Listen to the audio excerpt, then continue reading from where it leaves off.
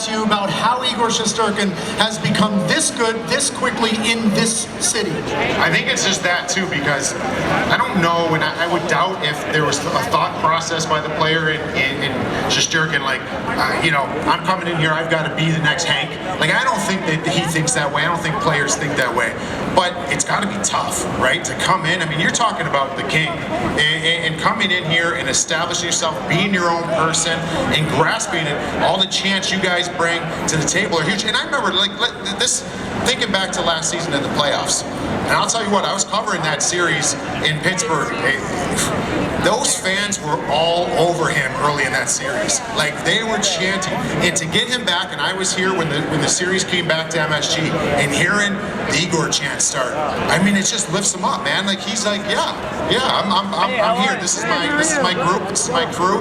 And I think that goes a real long way. I mean, there's a ton of pressure to play in New York City, to play for the New York Rangers original 16, but to come in after Hank and to do it with the way that Igor has done it so in such a short period of time. I'm flabbergasted how this guy's performed so far.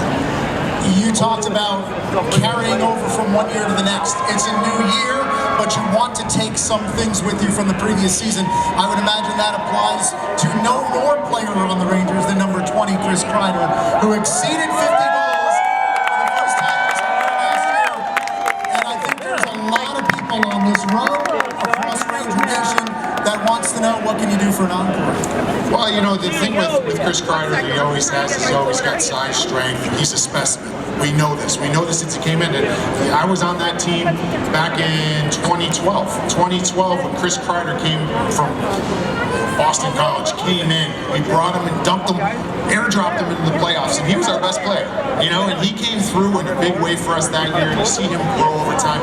But one thing I think for Chris that he's learned is he's so smart on that power play, how he can feed off of the great players that are on it. Because you can have a lot of great power plays in the NHL, personnel-wise, it doesn't get the job done. He understands, all right, we've got our Temmy here, we've got Mika here, we've got Foxy up there. I mean, he knows where to slide off to the side, and those are things like he can control that. I mean, you're going to get power plays. Chris Kreider is going to be back in front of the net. So I expect him to get those types of looks again, and just to, I think that he's been around a long time, and he knows just play. He's around a lot of talent. He's got a lot of talent. I think he'll be just fine.